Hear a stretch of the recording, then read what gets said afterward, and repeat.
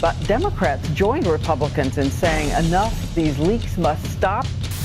Tonight, the White House finds itself in damage control mode after what a lot of pundits are calling one of the worst weeks for the administration, politically speaking, in 3.5 years. Drip, drip, drip. What's with all this leaking during the first year of the Obama administration? What's doing it? Who's doing it? And what do they got to gain? But this comes after explosive accusations that the White House leaked classified information to stop Israel from attacking Iran. Officials are accused of telling Hollywood filmmakers too much about the raid that killed Osama bin Laden.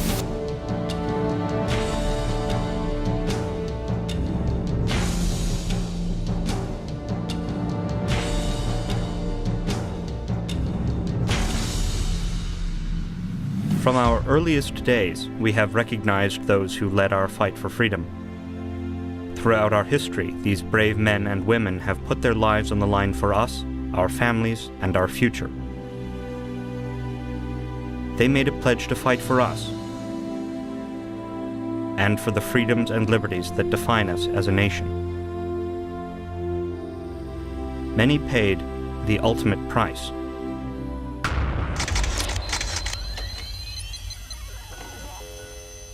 My name is Debbie Lee, and I'm the very proud mother of Mark Allen Lee, who was the first Navy SEAL that was killed in Iraq on August 2nd, 2006. He willingly gave his life so that they could live, and so that we could experience the freedoms that we have here and that our founding fathers intended for us to have. I miss that young man so much, but I know where he is. He was redeployed to heaven, and I will see him again. We honor their service, their sacrifice. Their victories in combat were not cheap. They certainly were not automatic. And virtually without exception, success depended on having the right intelligence to know where, when, and how best to strike. All military operations depend entirely on intelligence.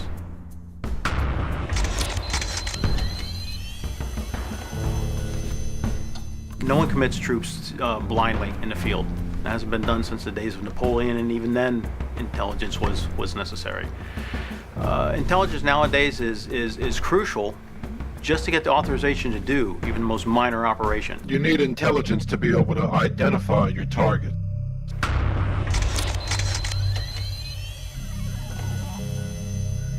The capabilities of your enemy, and to determine how you're going to operate against the enemy. It's the foundation of everything. Good intelligence is the difference between wasting lives on a mission or getting a mission done to the exact specification as ordered to achieve.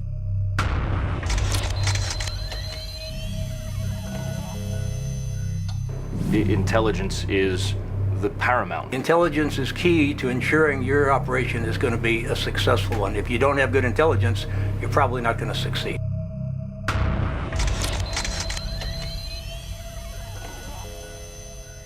Techniques and technology have changed through the years, but two things have remained constant. First, human intelligence, penetrating the plans and operations of the enemy with real people, not just equipment, is central and critical. It all starts with that human intelligence, who said what to who, what's that lead, and following one person, sometimes for years, until they lead you to where you want to go. Human intelligence is the most important kind of intelligence because it is the only intelligence that can provide you with the thinking of leadership. All the technical intelligence you have out there is not going to be able to give you what's in the minds of the leaders and enemies. That can only come from human intelligence. Keeping secrets matters. It's called operational security, OPSEC for short. Never let the enemy know of your intentions, your operations. Maintaining OPSEC means the difference between a successful mission and failure.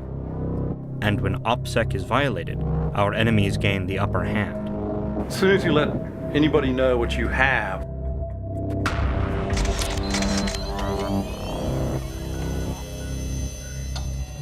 change their tactics if they're using a certain tactic, or change what direction they were heading.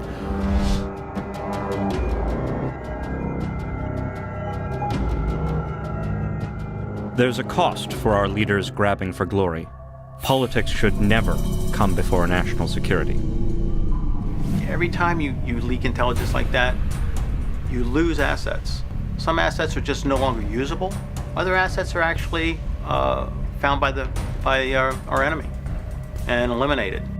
These are the experts on the subject, the people who have spent much of their lives in military and intelligence operations.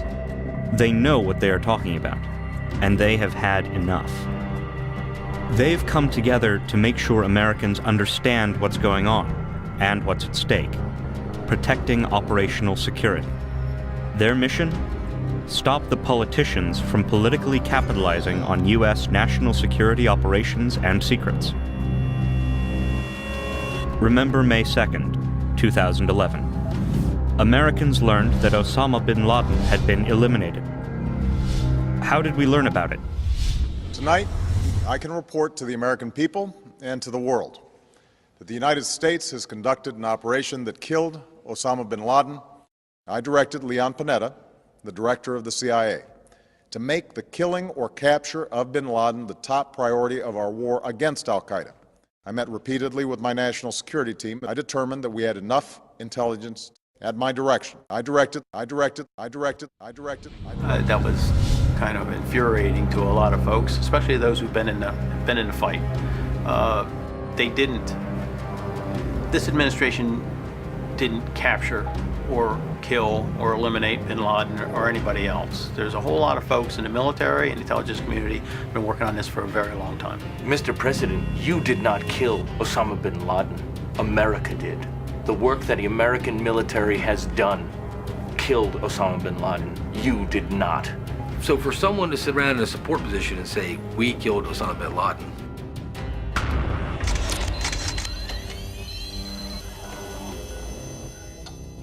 no, you didn't. You had nothing to do with it. There was a finite amount of people who can make that claim, and that's the guys that were on the target. And the politicians just don't get it, that serving our country is above politics. I was appalled first to hear the secrets that I've spent over 25 years protecting.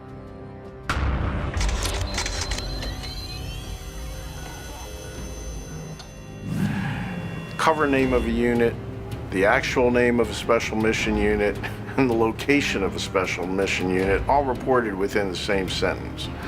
Not only did they identify the special mission unit, we had tactics, techniques, and procedures that were compromised. We even knew the name of the dog that was on the operation. I mean, the raid on Osama bin Laden was a very complicated event.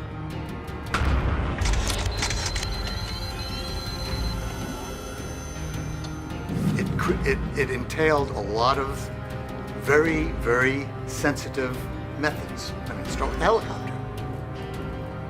All of this was compromised. And in this particular case, it was done deliberately. I mean, moments after the raid, it was announced. Killing bin Laden had been a goal for years, but the politicians turned that victory into an intelligence disaster. Well, I think we were all glad to hear that Osama bin Laden was killed, but I think many of us would step and say, well, why didn't we wait a week or 2 weeks, or wait some amount of time to exploit the intelligence you got out of that compound? The question then surfaced shortly after the announcement was, should it have been announced when it was? Now the bad guys knew we got bin Laden, so it wouldn't take long for that information to get out. But unfortunately, the early announcement of that also defeated our ability to exploit any of the intelligence we might have gathered at bin Laden's compound. Computer files, paper files, any number of other things might have been found there. So as soon as the word got out, we had a bunch of rats scurrying to hide. And we might have had a little more opportunity to get some more had that announcement been held even for a day or two. I think that the disclosure of specific details of the raid, how we got there, how many people that we used, what were the tactics to conduct the mission itself, and what we did afterwards.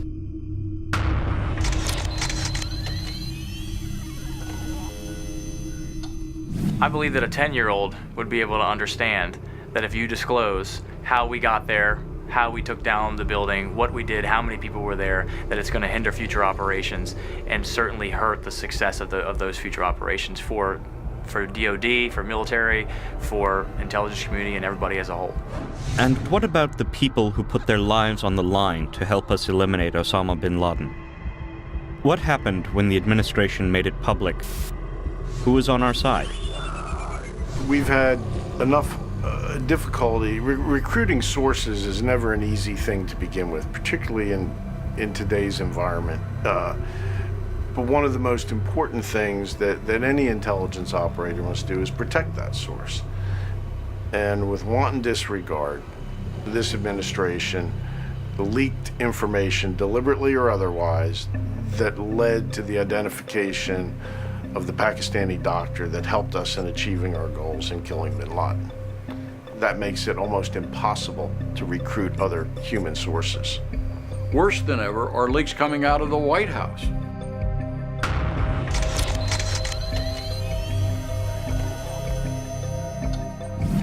I'm not sure we have anybody in senior leadership today that understands the propriety and how risky it is on leaks. Now, as a result of the recent leaks, just in the last year, we've had a Pakistani doctor who gave us information on bin Laden, 33 years in prison. What was done was stupid. But it was more than stupid because it was done with malice aforethought. It was done for a political purpose. And that's what I find terrible. Days after the raid, Hollywood was invited into the White House.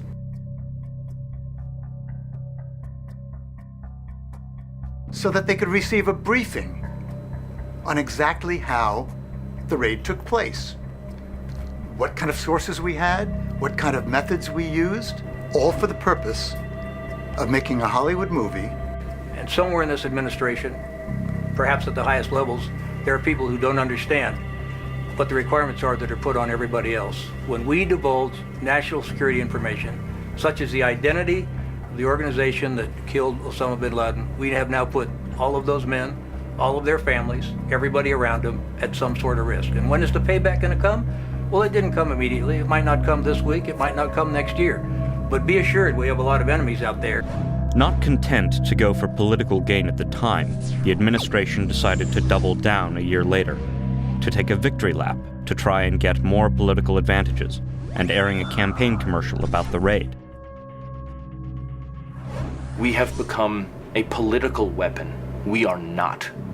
Our job is to be silent professionals. We do not seek recognition. We do not seek popularity. I feel really badly for our U.S. Navy SEALs, and particularly SEAL Team 6, who conducted the bin Laden raid. They were identified, and now you can believe that we have enemies that are trying to identify them. It has placed them and their families at risk, and anybody that thinks it hasn't is being naive. But the leaks did not end with the bin Laden raid. A recent series of intelligence leaks has been bombarding the airwaves. Even the president's political friends know this is not right. One recent leak exposed a joint intelligence operation of the United States and Israel that developed a computer worm known as the Stuxnet worm, a very powerful program capable of shutting down sophisticated computer systems. And we made good use of it, stopping the Iranians and setting their operations back by years. The Stuxnet thing, it worked. It was a good thing. It may have denied the Iranians from getting their nuclear capability for a year or 2 years or whatever it is. It worked. It was a good deal. It was a good operation. Why the hell talk about it? This administration willfully leaked the existence of Stuxnet, allowing our enemies to learn more of our secrets and our operations. Why would anyone do this? What is the cost of trading national secrets for political capital? When we stand up and admit that we were part of putting Stuxnet together with our Israeli friends, we have really undermined our ability, one, to have the Israelis or anybody else work with us on the technology side, and secondly, we've made it very clear to the Iranians who did it and who they need to be coming back to pay back. We live in a dangerous world. But does it do us any good when it becomes public that the President of the United States has a kill list? That he, personally, is approving firing drone missiles. Kill lists. I mean, that's part of the whole giving out of things that are against secret and quiet, and things you don't talk about. But as in to make things public is wrong. We have divulged to the world that we're using drone technology and conducting strikes inside of different countries, and we've also divulged to the world via this administration at a very high level, obviously, that the president himself has a kill list and that he's making the decision as to who will be killed by these drones. Drones aren't like nuclear weapons in the sense that they're difficult to hide. The proliferation of drone technology is very easy. It's easy to do. Other countries already have drones. Other countries are building drones. So I think that we set a profoundly bad precedent by making these decisions and leaking that information that the president himself is using drone technology and deciding on who will die. These experts, these heroes who have served their country, risked their lives, have had enough. They know the time to act is now. As a citizen, it is my civic duty to tell the president to stop leaking information to the enemy. It will get Americans killed. The accumulation of all and the consistency of these very high-level leaks, again, really at number one, puts our military members, potentially their family, other civilians, their support personnel, at risk and at safety and potentially of death because of these leaks. On top of that, you have folks from other countries understand and would move and change their tactics to combat our tactics based upon these leaks that were disclosed. It's just not the way that the military does business, and I believe that at the very highest levels that they should be held accountable for it. I don't get it. I mean, I don't come from that culture. I'm not a political guy. I don't come from that culture. I don't see why anybody would purposely put lives in jeopardy. Protecting military secrets has been paramount to our country from its earliest time. The leaks by this administration have violated the trust established over the last 200 years. Mr. President, to you and those close to you that hold some of the nation's highest secrets, please be quiet about it. With all due respect, Mr. President, we need you to close your lips and to shut up when it comes to operational security regarding our armed forces. It's critical for you as a leader to understand that, and what the SEALs say, we do it, we don't talk about it. I was recently at a military installation speaking with former colleagues and told them about what we were doing and what our goals were. To maintain a standing watchdog organization that would prevent any politician from exploiting military gains for political secrets. And they all said, you've got to do this, you've got to speak, because we can't. We have thousands, tens of thousands, if not hundreds of thousands of people in the intelligence community and our military. They deserve to have us speak on their behalf. They can't. They are prohibited from doing it. They might even get fired. It's one of the reasons I'm appearing anonymously here. Because I still have friends and associates that are working within the intelligence community. And I still have some activities that I support with the military. And I risk jeopardizing those things and my friends and the people I care about that are doing their best to protect this country. That's the reason why I'm appearing in this way. Duty. Honor. Country.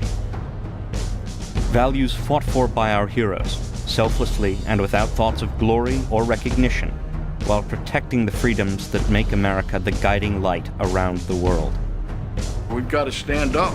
This is our country, this is our Constitution, and we have to speak out. Finally, we have to speak out and say, we will not take this anymore. Enough is enough. If I had one piece of advice for this administration, it would be the same thing that former Secretary of Defense Bob Gates said. Shut the up.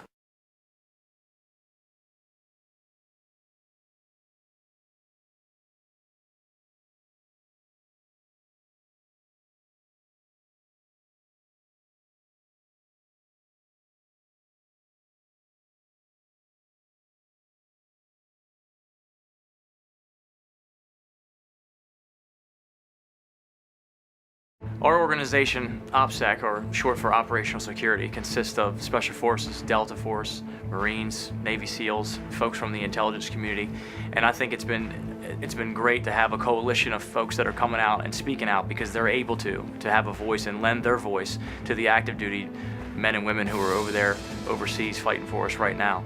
And we're here to speak out against the release of national security secrets that could potentially put our brothers and sisters and their families in harm's way. You can also join these heroes and their operation to protect our military secrets. If you agree with our message that politicians shouldn't carelessly disclose national security secrets, then tell your friends, post on your Facebook, your Twitter, get the word out, because this is important for our national security, for our country, and for our future.